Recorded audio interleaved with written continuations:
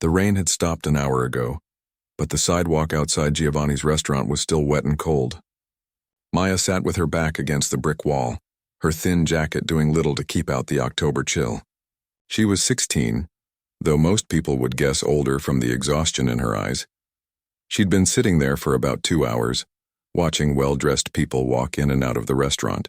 The smell of garlic bread and roasted vegetables drifted out every time the door opened.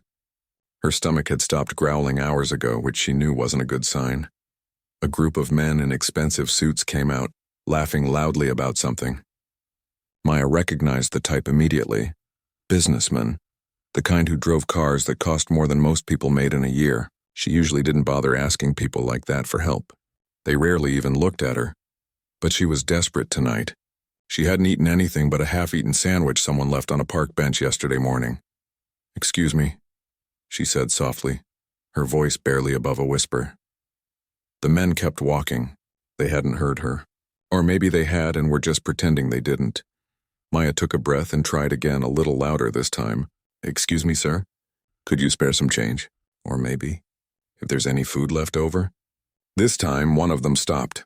He was tall, maybe in his 50s, with gray hair slicked back perfectly. His watch caught the light from the street lamp, gleaming gold. He turned to look at her, and something in his expression made Maya's stomach sink even further. "You know what your problem is?" he said, his voice carrying that tone people use when they think they're about to teach you something important. Maya didn't answer. She'd learned that sometimes it was better to just stay quiet.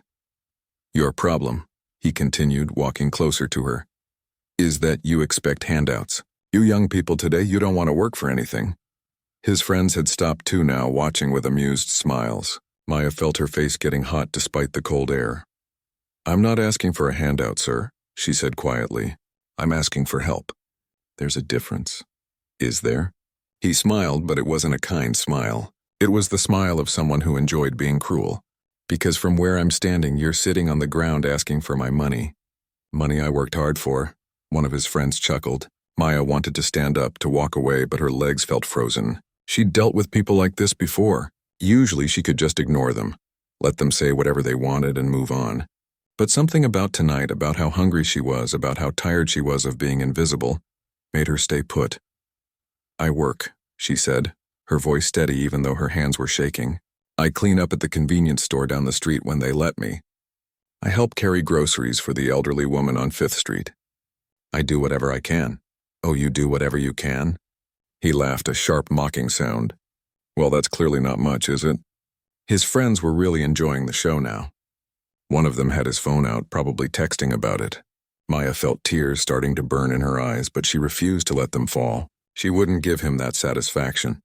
Then the man's expression changed. He looked at the restaurant behind him, then back at Maya, and his smile grew wider. "You know what? I'll make you a deal." Maya didn't trust that smile, not one bit. "I own this restaurant," he said, gesturing at Giovanni's. "Actually, I own 5 restaurants in this city. And do you know what we have inside that most people don't even notice?" She shook her head. "A piano. A very expensive, very beautiful piano. Now I'm going to offer you a chance here, a real opportunity." He paused for dramatic effect, making sure his friends were paying attention. "If you can go in there and play that piano, if you can play something that's actually worth listening to, I'll personally make sure you get a full meal. The best meal you've had in a long time, I'd bet." Maya's heart started beating faster. A piano. She hadn't been near a piano in over a year. "But," he continued, holding up one finger, "if you can't play, if you waste my time and my customers' time with noise, then you leave. And you don't come back to the street again. You find somewhere else to beg." One of his friends laughed out loud. "Come on, Richard. You really think she can play?" So his name was Richard. Maya filed that away. Richard shrugged, still smiling. "Probably not. But it'll be entertaining either way, won't it? Either she plays something terrible and everyone gets a good laugh, or... Well, I seriously doubt there's an or." Maya's mind was racing.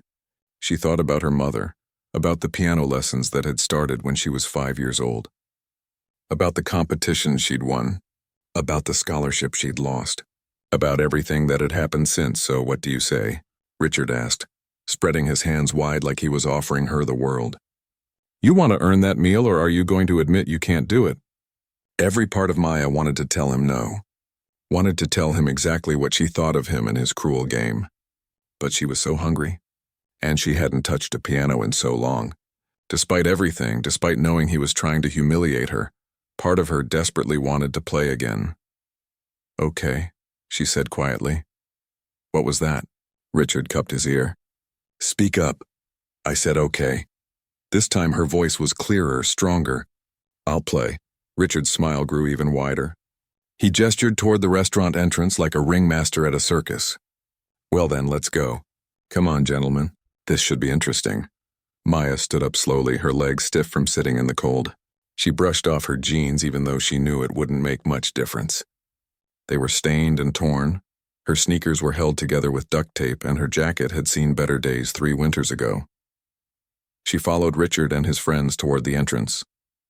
The doorman's eyes widened when he saw her, but Richard waved him off. "She's with me.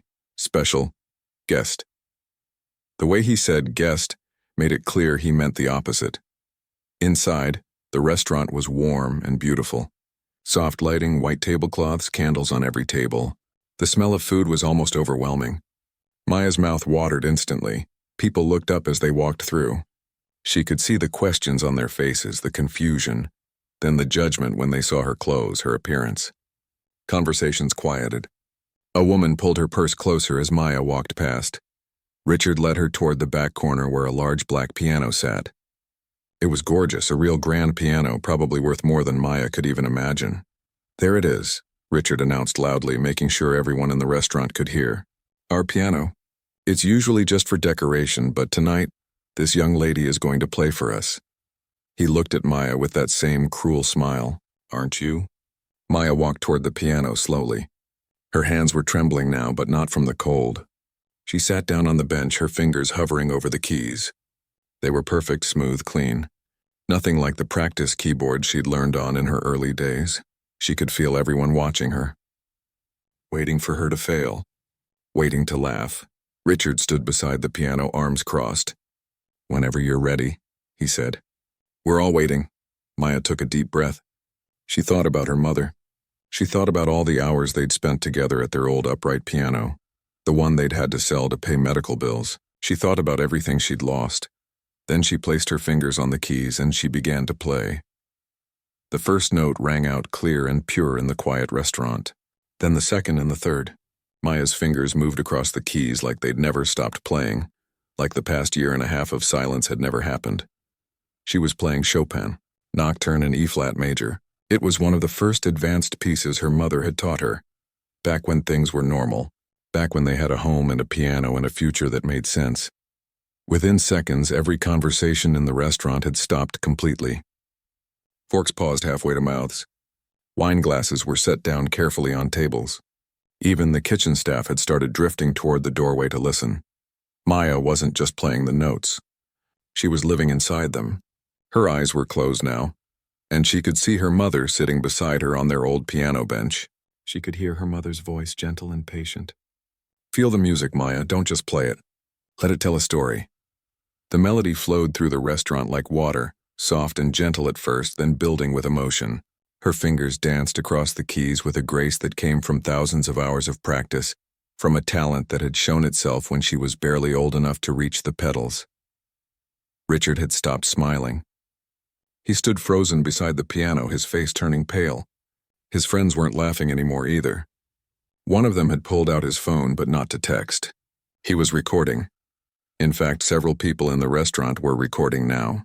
Phones were raised discreetly at tables throughout the room. Some people weren't even trying to be subtle about it. They just held their phones up, capturing this impossible moment. Because that's what it was. Impossible. A homeless teenage girl in torn clothes playing like a concert pianist. It was the kind of thing you had to see to believe. Maya finished the Chopin piece with a soft, lingering note that seemed to hang in the air long after her fingers left the keys. For a moment, there was absolute silence. Then someone started clapping. Then another person. Then the entire restaurant erupted in applause. But Maya wasn't done. She couldn't be done. Not yet. Without pausing, her fingers found new notes. She shifted into something different, something unexpected. Jazz. A complex improvised melody that wove in and out of the classical piece she'd just played. It was like watching two different worlds collide and somehow create something beautiful. Her mother had loved jazz. Classical music is like reading poetry, she used to say. Jazz is like writing your own. Maya let her fingers tell the story. The story of a little girl who loved music more than anything. The story of a mother who worked 3 jobs so her daughter could chase her dreams. The story of hospital rooms and medical bills and watching someone you love fade away. The story of being alone and scared and trying to survive on streets that didn't care if you lived or died. Tears were streaming down her face now, but she kept playing. The music got more intense, more emotional. Her hands moved faster, the notes tumbling over each other in ways that should have sounded chaotic, but instead sounded like pure feeling translated into sound. A woman at a nearby table was crying too. An older man had his hand over his mouth, his eyes wide. Even the tough-looking doorman who'd given Maya a suspicious look on the way in was wiping at his eyes. Then Maya shifted again, this time into something softer. An original composition, something she'd written in her head during the long, cold nights on the street. She'd never played it before, never had a chance to, but it poured out of her now like it had been waiting this whole time. It was a lullaby, the kind of song a mother might sing to her child. The kind of song that made you remember what it felt like to be safe, to be loved, to be home. The restaurant was completely silent except for the piano. Even the traffic noise from outside seemed to have faded away. There was only Maya and the music and this moment that felt suspended in time. When she finally played the last note, her hands were shaking. She sat there for a moment, her fingers still resting on the keys, unable to quite believe what had just happened. She'd played. After all this time, she'd actually played again. The applause started again, but this time it was different. It was louder, more urgent. People were standing up. Someone shouted, "Bravo!" An elderly man at a corner table was clapping so hard his face was red. Maya slowly opened her eyes and turned to face the restaurant. The look on people's faces shocked her. They weren't looking at her with pity or disgust anymore. They were looking at her with awe, with respect. With something she hadn't seen directed at her in a very long time. She looked at Richard. His face had gone from pale to bright red. His hands hung at his sides, and he looked like he wanted to disappear. His friends were staring at him with expressions that clearly said, "What have you done?" A woman in an elegant black dress stood up from her table and walked over. She was maybe in her 50s, with kind eyes and an expensive-looking necklace. "That was absolutely beautiful," she said to Maya. "Where did you study? Juilliard, Curtis?" Maya's voice came out rough. "Pacific Conservatory. I was there for 2 years before I had to leave." "Pacific Conservatory," the woman repeated, nodding. "You must have been on scholarship. With talent like that, they would have been fools not to offer you one." "Yes, ma'am," Maya said quietly. "Full scholarship." Another woman joined them, then a man in a chef's coat who must have come from the kitchen. Soon there was a small crowd around the piano, all of them asking Maya questions, complimenting her playing, looking at her like she was someone who mattered. Richard tried to slip away quietly, but one of his friends grabbed his arm. "Richard," the friend said loud enough for nearby tables to hear. "You were going to send her away if she couldn't play. You were going to humiliate her." "I didn't know," Richard mumbled. "How was I supposed to know?" "That's exactly the point," the woman in the black dress said sharply, turning to face him. "You didn't know. You didn't care to know. You saw someone who needed help and you decided to mock them instead." Richard's face got even redder. "I said I'd give her a meal if she played well. And she did. So I'll keep my word." "You'll do more than that," said a distinguished-looking older man who'd been dining with his wife. "You'll apologize, properly." Richard looked around the restaurant. Every single person was watching him now. He could see phones still recording, capturing every moment. He could see the judgment on their faces, the disgust. These were his customers, his clients, people whose respect he'd spent years building. He opened his mouth, then closed it again. Finally, he turned to Maya. "I apologize," he said stiffly. "That was inappropriate of me." Maya looked at him for a long moment. She thought about all the things she could say. All the things she wanted to say.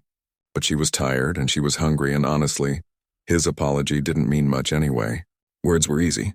Actions were what mattered. "Thank you," she said simply.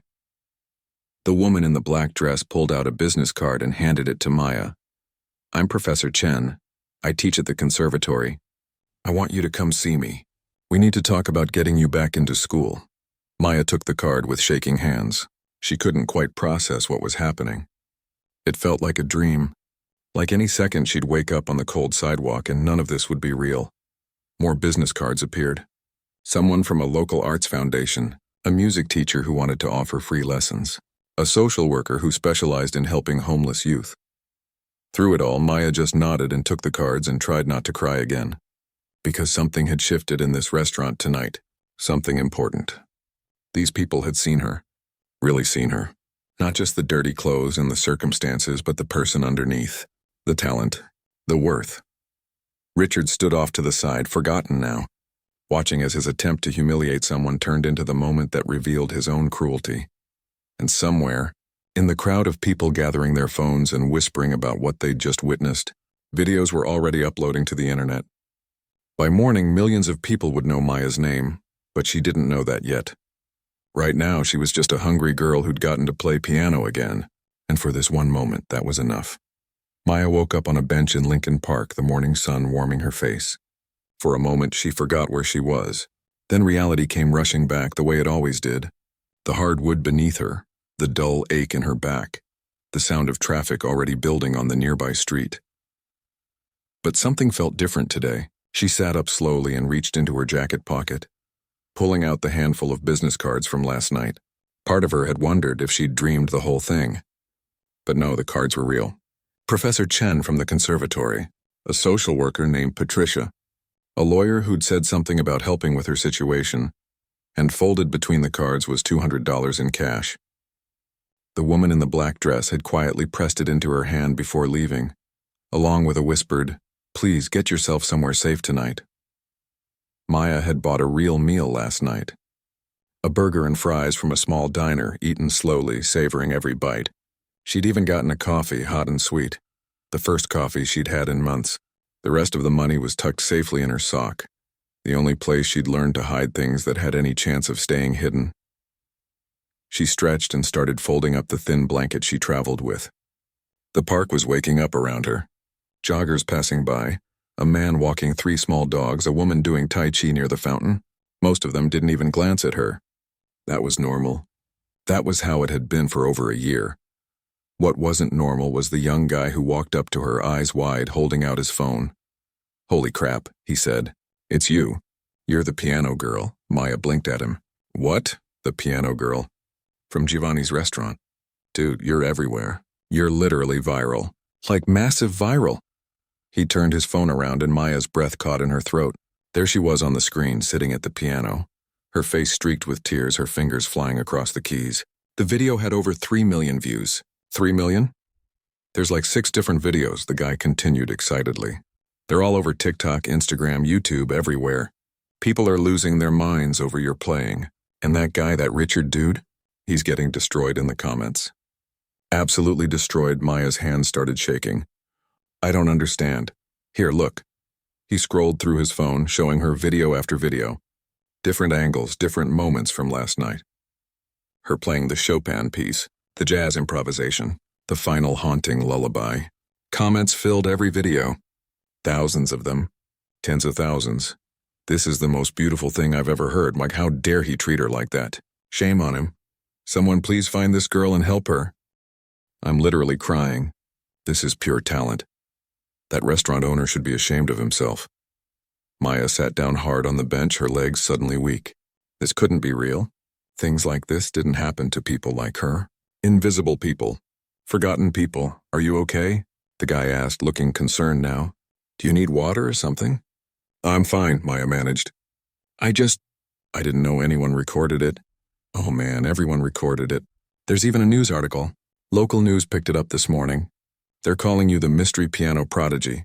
People are trying to figure out who you are, where you came from." He paused. "Are you really homeless?" Maya nodded slowly, not sure what else to say. The guy pulled out his wallet and handed her a $20 bill. "Here, I know it's not much, but your playing last night, it really moved people. It moved me. Thank you for that." Before Maya could respond, he was walking away, glancing back once with a smile before disappearing down the path. Maya looked at the 20 in her hand, then at the phone still clutched in her other hand. No, not her phone. She didn't have a phone. She'd sold hers months ago for food money. She needed to see this for herself. There was a public library 2 blocks away that opened at 9. She could use the computers there. By the time she reached the library, her heart was pounding. The librarian, Mrs. Walsh, was a kind woman who'd never kicked Maya out for sitting too long or looking rough. Today she looked up when Maya walked in and her eyes went wide. "Maya, is that really you?" Word traveled fast, apparently. "You've seen the videos," Maya said. It wasn't a question. Mrs. Walsh came around the desk, her face full of emotion. "Honey, the whole city has seen the videos. My daughter sent me one this morning and I said, that's the girl who comes to our library. I couldn't believe it. Your playing was absolutely stunning. Can I use a computer?" Maya asked quietly. "I need to see what people are saying." Of course. Mrs. Walsh led her to a terminal in the back. "Take all the time you need." Maya sat down and pulled up a search engine. She typed in Giovanni's Restaurant Piano Girl and the results exploded across the screen. News articles, blog posts, social media threads. Her face stared back at her from a dozen different thumbnails. She clicked on one of the videos. It had been posted by someone named Jennifer who'd been dining at the restaurant. The caption read, "Rich restaurant owner mocks homeless teen, challenges her to play piano for food." You won't believe what happens next. Maya watched herself play. It was strange seeing it from the outside. She looked so small sitting at that big piano, so young and scared and determined all at once. She could see the moment when the music took over, when her fear transformed into something else entirely. The comment section was overwhelming. People tagging their friends, sharing their own stories, arguing about homelessness and society and how we treat people who are struggling. Some comments made her cry. Others made her angry. All of them made her realize that her life had just changed in ways she couldn't even begin to understand. She found the news article next. It was from the Seattle Times, published just 2 hours ago. Mystery teen's piano performance goes viral. Raises questions about homelessness crisis. The article described the scene at Giovanni's, quoted witnesses, and included a statement from Richard himself. Maya read his words carefully. "I deeply regret my actions last evening. I made assumptions about this young woman based solely on her appearance, and I treated her with cruelty and disrespect. Her incredible talent and grace have shown me the error of my ways. I am taking steps to make amends and to ensure that no one is treated this way at my establishments again." Maya snorted. The statement sounded like it had been written by a lawyer. Carefully worded. Apologetic without being too specific. The kind of apology that was meant to save his reputation more than actually express remorse. But the article went on. It mentioned that several local organizations had reached out to the newspaper, hoping to find Maya and offer assistance. The Pacific Conservatory had issued a statement saying they were eager to reconnect with their former student. A homeless advocacy group had set up a fund to help her, a fund. People were donating money for her. Strangers who'd never met her, who only knew her from a few minutes of video, were trying to help. Maya's vision blurred with tears. She wiped them away quickly, aware of other library patrons glancing in her direction. Some of them probably recognized her now, too. Her email inbox, which she checked once a week on these library computers, had exploded. Hundreds of unread messages from people she'd never heard of. News outlets requesting interviews. Musicians offering to collaborate. Organizations wanting to help. One email stood out. It was from Professor Chen, the woman from last night. "Maya, I hope this message reaches you. Please contact me as soon as possible. I've spoken with the administration at Pacific Conservatory, and we want to offer you immediate readmission with full scholarship, housing, and support services. We also have counselors available to help you navigate everything that's happening right now. You don't have to face this alone. Please call me." Maya read the email 3 times, then 4, then 5. She'd dreamed about going back to the conservatory so many times, but she'd always thought it was impossible. Too much time had passed. Too much had happened. She wasn't that girl anymore. The one with the bright future and the talent everyone talked about, except maybe she was. Maybe she'd been that girl all along, just buried under layers of survival and grief and exhaustion.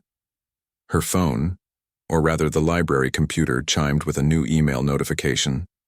This one was from a local TV station requesting an interview. Then another from a podcast about overcoming adversity. Then another from a talent agent in Los Angeles.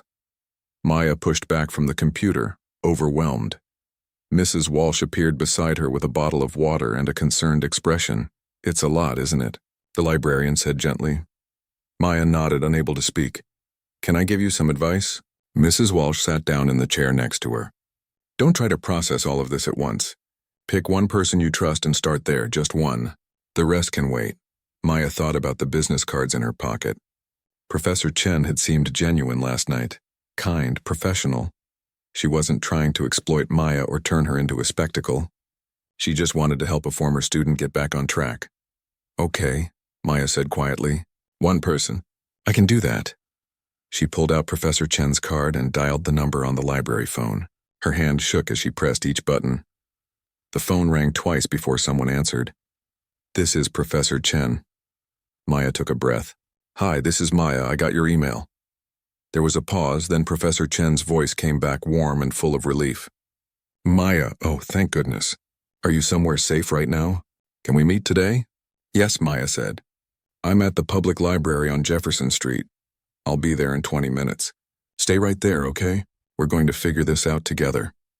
Maya hung up and sat back in the chair. Around her, the library hummed with quiet activity. People reading, studying, searching for information. Normal people living normal lives, but her life wasn't normal anymore. She didn't know what it was, but it wasn't that. In 20 minutes, everything would change again. The question was whether she was ready for it. Professor Chen arrived in exactly 19 minutes. Maya watched through the library window as an older woman in a burgundy coat stepped out of a silver sedan and hurried toward the entrance. Even before she came through the door, Maya recognized her from last night. Mrs. Walsh met her first, speaking quietly, then pointed toward where Maya sat. Professor Chen's face softened when she saw her, and she walked over slowly like she was afraid Maya might bolt if she moved too fast. "Maya," she said gently, sitting down across from her. "Thank you for calling me." Up close in the daylight, Professor Chen looked tired. There were dark circles under her eyes like she hadn't slept much. Her hair was pulled back in a neat bun and she carried a leather bag that looked well-worn and practical. "I remember you," the professor said quietly. "From 3 years ago. You were 13, maybe 14. You played Rachmaninoff at your audition. Third piano concerto. I'd never heard anyone that young play it with such maturity." Maya's throat tightened. She remembered that audition too. Her mother had been so proud, sitting in the audience with tears streaming down her face. That had been one of the best days of Maya's life. "What happened?" Professor Chen asked. "You just disappeared. One semester you were there, brilliant and dedicated, and the next you were gone. We tried to reach you, but the phone number on file was disconnected. The address led to an apartment that had new tenants." Maya looked down at her hands. They were cleaner than usual after she'd washed up in the library bathroom, but her nails were still broken and dirty. Everything about her screamed struggle. "My mom got sick," she said quietly. "Cancer, stage 4. They found it too late." Professor Chen's expression shifted to one of deep sadness. "Oh, Maya, I'm so sorry." She was a waitress. 3 different restaurants, working doubles most days to pay for my lessons before I got the scholarship. She never complained, never acted like it was too much. She just wanted me to have opportunities she never had. Maya's voice cracked. "When she got diagnosed, everything happened so fast. The medical bills started piling up. We lost our apartment. I had to leave school to take care of her." "Didn't you have any family? Anyone who could help?" Maya shook her head. "My mom had a sister in Portland, but they hadn't spoken in years. Some old fight I never really understood. After Mom died, I tried calling her, but she said she couldn't take me in. She had her own kids to worry about. There was an uncle somewhere in California, but I didn't even have his number." "What about social services? Foster care?" "There were complications." Maya wiped at her eyes with the back of her hand. "Something about my mom's estate, unpaid bills, legal stuff I didn't understand. I was 15, almost 16. They said they'd find me a placement, but it could take weeks. I was supposed to stay in this temporary shelter, but it wasn't safe. Girls disappeared from there sometimes, so I left." Professor Chen looked like she wanted to reach across the table and hug Maya, but wasn't sure if it would be welcome. Instead, she just nodded, encouraging Maya to continue. "I figured I could make it work, you know. I'd get a job, save money, find a place eventually. But nobody wanted to hire a 15-year-old with no address and no guardian signature. The jobs I could get were cash under the table, irregular, Not enough to actually get off the streets. Maya laughed bitterly. Turns out survival takes up all your time. You can't plan for the future when you're trying to figure out where you'll sleep tonight and whether you'll eat tomorrow. Why didn't you come back to us? To the conservatory? We would have helped you. I was embarrassed, Maya admitted. Everyone there was so put together, so privileged. They talked about their summer programs and their private tutors and their parents' connections. I couldn't show up and say, "Hey, I'm homeless now, can you help?" And I felt like I'd already failed, like I'd wasted the chance you all gave me. You didn't waste anything, Professor Chen said firmly. You were a child dealing with an impossible situation. None of what happened was your fault. They sat in silence for a moment. Around them, the library continued its quiet rhythm. A teenager shelving books. An elderly man reading the newspaper. A mother helping her young son find books about dinosaurs. Normal life, carrying on while Maya's world was being examined and laid bare. The online fund, Professor Chen said carefully. It's already raised over $40,000. People from all over the country are donating. Some from other countries too. They want to help you. Maya felt dizzy. $40,000. She'd been living on maybe $10 a day when she could scrape it together. Sometimes less. Sometimes nothing. There's more, Professor Chen continued. A journalist reached out to me this morning. Her name is Lisa Rodriguez. She works for a national publication, and she wants to tell your story properly. Not just the viral video moment, but the real story. What led to it, what it means. I don't know if I want to be a story, Maya said. I understand that. But think about it this way. Right now, there are pieces of your story scattered everywhere. Speculation, assumptions, people filling in blanks with their own narratives. If you talk to someone responsible, someone who will tell it truthfully and with respect, you control the narrative. You get to say what matters. Maya thought about the comments she'd read online. Some people calling her an inspiration. Others questioning whether she was really homeless or if it was all staged. A few cruel voices saying she probably deserved her situation somehow. Everyone had an opinion about her life, and none of them actually knew her. What do you think I should do? Maya asked. Professor Chen leaned forward. I think you should let me help you get stable first. Housing, food, medical care if you need it. Then, when you're ready, we can think about school, about the future, about whether you want to talk publicly about what you've been through. But there's no rush. Your well-being comes first, Richard, Maya said suddenly. The restaurant owner. What's happening with him? Professor Chen's expression darkened. His business is suffering. People are canceling reservations, leaving negative reviews, protesting outside his restaurants. He's issued multiple apologies, but they feel hollow. He's hired a crisis management firm. Good, Maya said, then immediately felt guilty for the satisfaction in her voice. Don't feel bad for that reaction, Professor Chen said. What he did was cruel. He tried to humiliate you for his own entertainment. He deserves the consequences. But I don't want to be responsible for destroying his life either, Maya admitted. That's not who I am. You're not destroying anything. He did that himself. You were just trying to survive, and you had the courage to take his challenge. Everything that happened after is on him, not you. Mrs. Walsh appeared with 2 cups of hot tea. She set them down without a word, just a gentle pat on Maya's shoulder before walking away. Maya wrapped her hands around the warm cup, letting the heat seep into her cold fingers. She'd been cold for so long. Cold on the streets, cold in her heart, cold in the place where hope used to live. There's something else you should know, Professor Chen said carefully. The media attention means people are digging into everything. Your mother's story, your time at the conservatory, the failures of the system that let you fall through the cracks. There's talk of investigations into youth homelessness services, about why a talented scholarship student could disappear and nobody noticed. People did notice, Maya said quietly. They just didn't care enough to do anything about it. Or they cared for a day, maybe a week, then moved on to caring about something else. That's how it works when you're invisible. You're not invisible anymore. No, Maya agreed. But I'm not sure being visible is better. At least when I was invisible, people left me alone. Now everyone wants something. A piece of my story, a photo, an interview, a feel-good moment they can share and then forget about. Professor Chen nodded slowly. I can't promise you that won't happen. Some people will absolutely treat your story as content to consume and move on from. But others, Maya, others will genuinely want to help. And maybe your story will make them see homeless youth differently. Maybe it'll make them see that every person on the street has a story, has talent, has worth.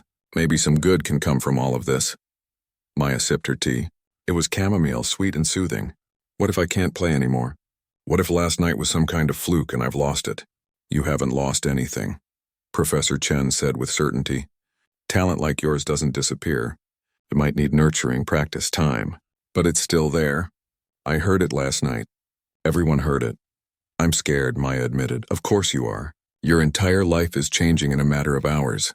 Anyone would be scared. Professor Chen reached across the table and gently placed her hand over Maya's. But you don't have to be scared alone anymore. Will you let me help you? Will you trust me? Just for today, and we'll figure out tomorrow when it comes. Maya looked at this woman who barely knew her but who was offering her a lifeline. She thought about her mother, who'd worked herself to exhaustion to give Maya chances.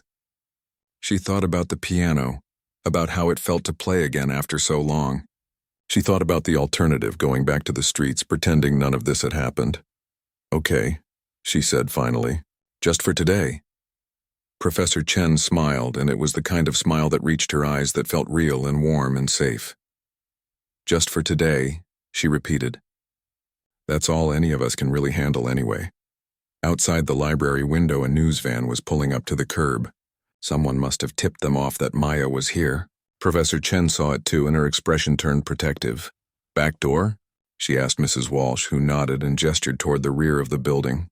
As they gathered Maya's few belongings and prepared to leave, Maya realized something important. For the first time in over a year, she wasn't facing the day alone. It was a small thing, maybe, but right now it felt like everything. 6 months later, Maya stood backstage at the Paramount Theater, her hands trembling slightly as she adjusted the dress Professor Chen had helped her pick out. It was simple but elegant, deep blue like twilight. Nothing like the torn jeans and thin jacket she'd been wearing that night at Giovanni's. That night felt like a lifetime ago now. And in some ways it was.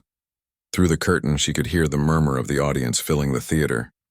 2,000 seats, Professor Chen had told her. All of them sold out within hours. The proceeds were going to the Maya Foundation, the organization that had been built from the fund people had started for her. She still couldn't quite believe that was real. An actual foundation with staff and programs and a mission to help homeless youth with artistic talents get back on their feet. It had grown far beyond anything she'd imagined. You ready? Professor Chen appeared beside her, looking elegant in a black pantsuit. Over the past 6 months, she'd become more than a teacher. She'd become something like family. I think so, Maya said, though her voice shook a little. It's just, there are so many people out there. They're here because they believe in you, because your story touched them. But remember, you don't owe them anything. You're playing tonight because you want to, because you love it. That's all that matters. Maya nodded, taking a deep breath. She'd been back at the conservatory for 5 months now, living in student housing, taking classes, practicing 4 hours a day. It had been hard at first. She'd forgotten how to sleep in a real bed, how to trust that food would be there tomorrow, how to exist without constantly looking over her shoulder. The nightmares had been the worst. Dreams of being back on the streets, of losing everything again, of waking up and discovering that all of this was just a cruel fantasy. She'd started seeing a counselor, Dr. Martinez, who specialized in trauma. Slowly, week by week, she was learning to believe this was real, that she deserved it, that it wouldn't all disappear. There's someone here who wants to see you before you go on, Professor Chen said carefully. Maya's stomach tightened. Who? Richard. From the restaurant. Maya hadn't seen him since that night. She'd heard about him, of course. How his business had suffered initially. How he'd closed 2 of his 5 restaurants. How he'd eventually pivoted, turning one of his remaining locations into a training restaurant that hired and trained homeless youth. You don't have to see him if you don't want to, Professor Chen said quickly. I can send him away, Maya thought about it. Part of her didn't want to face him, didn't want to dredge up the memory of how small he'd made her feel. But another part, the part that had grown stronger over these months, was curious. It's okay, she said. 5 minutes. Professor Chen nodded and disappeared. A moment later, Richard walked through the stage door. He looked different than Maya remembered. Older, maybe. Tired. His expensive suit was replaced with casual slacks and a simple button-down shirt. He carried a bouquet of white roses. Maya, he said, stopping a respectful distance away. Thank you for agreeing to see me. I wasn't sure you would. I wasn't sure I would either, Maya admitted. Richard held out the flowers awkwardly. These are for you. For tonight. I heard about your concert and I wanted to come. To apologize properly, in person. Maya took the flowers but didn't say anything, waiting. I've spent the last 6 months thinking about that night. Richard continued, about who I was, how I treated you.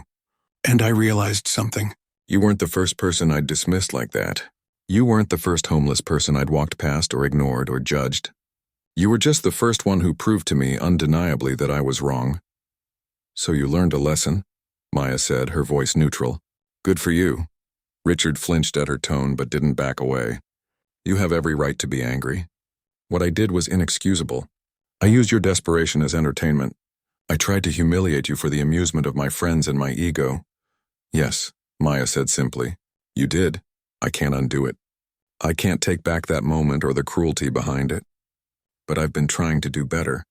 The training program at my restaurant, it's not charity. It's not me trying to buy forgiveness.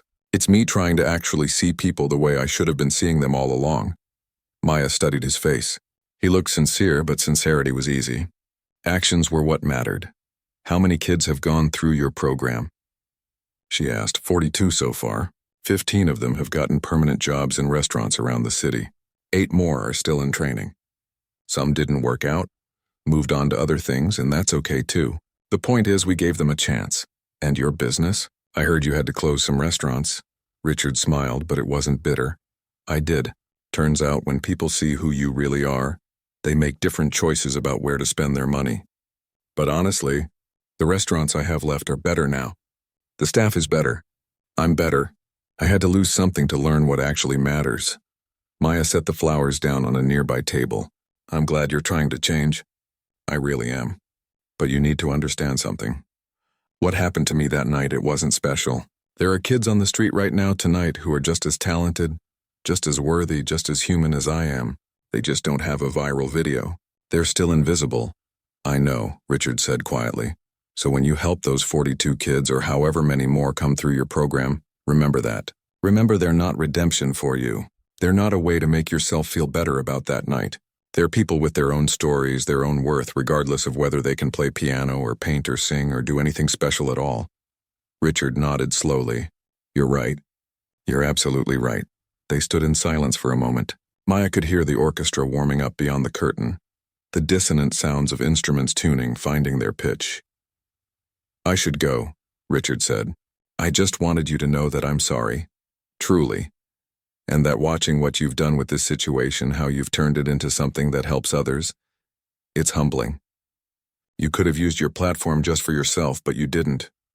I didn't have a choice, Maya said. Once I got help, once I got stable, how could I not try to help others in the same situation? I know what it's like to be invisible. I can't just forget that now that people see me.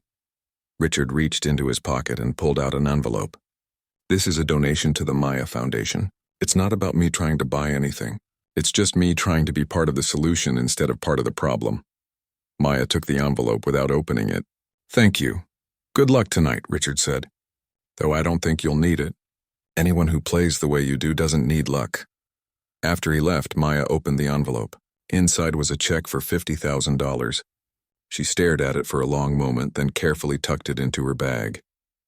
She'd give it to the foundation director tomorrow. Tonight was about the music. Professor Chen reappeared. 5 minutes to curtain. How are you feeling? Ready? Maya said, and this time she meant it. The lights dimmed in the theater. Maya walked to the edge of the curtain and peeked out at the audience. She could see so many faces. Young and old, rich and poor. People who'd followed her story and people who just loved music. In the third row, she spotted Mrs. Walsh from the library, wearing what was probably her best dress. In the balcony, a group of kids from the Maya Foundation's first class, all dressed up and excited, and then the curtain rose. Maya walked to the piano, the same confident walk she'd learned as a little girl at her first recital. Her mother watching from the audience, she sat down, adjusted the bench, and placed her hands over the keys. Before she started playing, she spoke into the microphone they'd set up. 6 months ago, I was hungry, cold, and invisible. Tonight I'm here because people chose to see me, but I'm not special. There are thousands of kids out there right now who are just as worthy of being seen. This performance is for them, for everyone who's ever been invisible, for everyone who's struggling and fighting and hoping for a chance. She paused, thinking of her mother, of the long nights on the street, of the moment everything changed. And this first piece is for my mom, who taught me that music isn't about the notes. It's about the story you tell. It's about making people feel something real. Then Maya began to play. The first notes filled the theater, pure and clear and full of emotion. It was the same piece she'd played that night at Giovanni's, the Chopin Nocturne, but this time it was different. This time she wasn't playing to survive. She was playing because she could, because she wanted to, because music was who she was, not just what she could do. As the melody soared through the theater, Maya closed her eyes and let herself feel it. The grief and the hope, the pain and the joy, the ending and the beginning all tangled together in something beautiful. In the audience, people wiped away tears. They pulled out phones to capture the moment, but also just to remember it, to hold on to this feeling of witnessing something true and rare.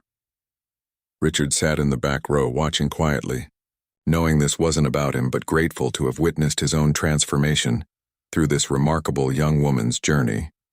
And Maya played on, her fingers dancing across the keys, telling her story without words, proving what she'd always known deep down even in her darkest moments, that she was here, that she mattered, that she was seen. The music swelled and filled every corner of the theater, and for these precious moments everyone listening understood something important. That dignity isn't something you earn, that worth isn't something you prove, that every person has value, whether the world chooses to see it or not. And sometimes, if you're lucky, you get a second chance to play your song. Maya was playing hers now, and it was beautiful.